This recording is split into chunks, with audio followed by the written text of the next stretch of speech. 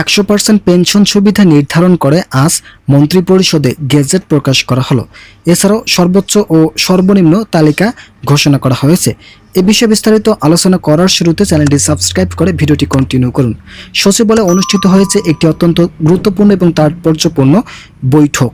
এছাড়াও অর্থমন্ত্রী এবং অর্থ সচিব সহ বেতন বৈষম্য দূরীকরণ কমিটির শীর্ষস্থানীয় কর্তা ব্যক্তিদের উপস্থিতিতে গ্রেড ভিত্তিক বেতন কাঠামোর প্রতিটি খুঁটিনাটি বিষয় নিয়ে চুলচেরা বিশ্লেষণ করা হয়েছে। দীর্ঘ আলোচনা শেষে অর্থমন্ত্রী চূড়ান্ত খসড়াটি নিয়ে সোজা চলে যান প্রধানমন্ত্রী কার্যালয় এবং তা আনুষ্ঠানিকভাবে সরকার প্রধানের হাতে তুলে দেন। বিশ্বস্ত সূত্রে জানা গেছে, আগামী 1 জুন থেকেই এর দেশ জুড়ে নবম জাতীয় বেতন স্কেল বাস্তবায়িত হচ্ছে। বর্তমান বাজার দর এবং ক্রমবর্ধমান মূল্যস্ফীতিকে প্রধান মাপকাঠি ধরেই নতুন বেতন স্কেলের নির্ধারণ করা হয়েছে।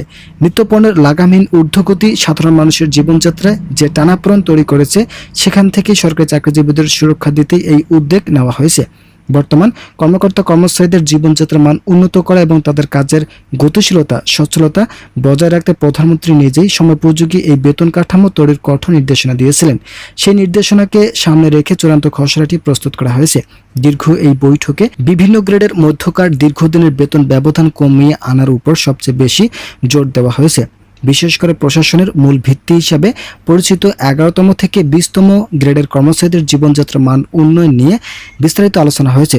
শহরে বসবাসকারী এসব কর্মচারীদের আবাসন সংকট এবং আকাশ ছোঁয়া চিকিৎসা ব্যয়ের কথা মাথায় রেখে তাদের বাড়ি ভাড়া ও চিকিৎসা ভাতা উল্লেখযোগ্য মাত্রায় বাড়ানোর জোরালো প্রস্তাব মাথায় রাখা হয়েছে।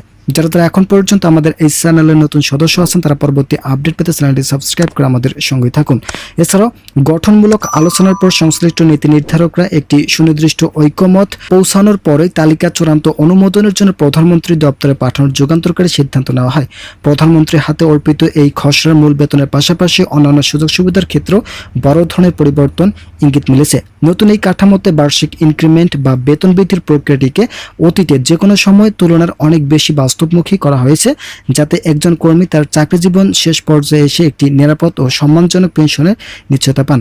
অর্থ মন্ত্রণালয়ের এক দায়িত্বশীল কর্মকর্তার ভবিষ্যতে এবারের পে স্কেল তৈরির সময় পার্শ্ববর্তী দেশগুলো সরকারি বেতন কাঠামোর সঙ্গে সামঞ্জস্য রাখার চেষ্টা করা হয়েছে, যাতে মেধাবী তরুণরা সরকারি চাকরিতে যোগদানে আরও বেশি আগ্রহী হন।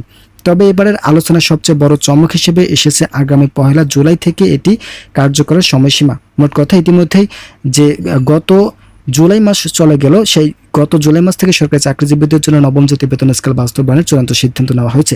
সাধারণত জাতীয় বাজেট সংশোধনের পর নতুন অর্থ বছর শুরু অর্থাৎ জুলাই মাস থেকে এই ধরনের আর্থিক সিদ্ধান্ত কার্যকর হওয়ার নজির, কিন্তু চাকরিজীবীদের বর্তমান অর্থনৈতিক চাপ ও বিশেষ সুবিধার কথা বিবেচনা করে সরকার জুন থেকে এটি বাস্তবায়নের সিদ্ধান্ত নিয়ে শেষ পর্যন্ত এটি জুলাই থেকে কার্যকর হয়েছে। সরকার নীতি নির্ধারকরা মনে করেন, নির্ধারিত সময়ের আগেই পে স্কেল চালুর মাধ্যমে কর্মচারীদের প্রতি সরকারের আন্তরিকতা ও সহমর্মিতা প্রকাশ করেছে।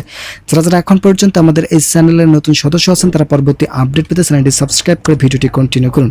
এই বিশাল কর্মযোগ্য বাস্তবায়নে রাষ্ট্রীয় কোষাগারের যে বিপুল পরিমাণ অর্থ প্রয়োজন হবে, তা যোগান দিয়ে অর্থ মন্ত্রণালয় ইতিমধ্যে বিকল্প ছক তৈরি করে ফেলেছে।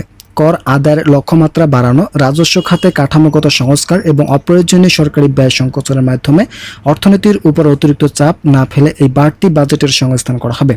অর্থনীতিবিদদের মতে 1 জুলাই থেকে এই নবম জাতীয় বেতন স্কেল কার্যকর হলে সামগ্রিক বাজার ব্যবস্থায় একটি ইতিবাচক পরিবর্তন আসবে। লাখ লাখ মানুষের ক্রয় ক্ষমতার সঙ্গে বেড়ে যাওয়ার ফলে অভ্যন্তরীণ ব্যবসা বাণিজ্য নতুন গতি সঞ্চারিত হবে এবং উৎপাদনমুখী খাতগুলো চাঙ্গা হয়ে উঠবে। তবে এর পাশাপাশি তারা অত্যন্ত জোরালোভাবে সতর্ক করে দিয়েছেন যে সরকারি চাকরিজীবীদের বেতন বৃদ্ধির সুযোগ নিয়ে কোনো অসাধু চক্র যেন সিন্ডিকেট তৈরি করে নিত্য পণ্যের দাম অযৌক্তিকভাবে বাড়াতে না পারে।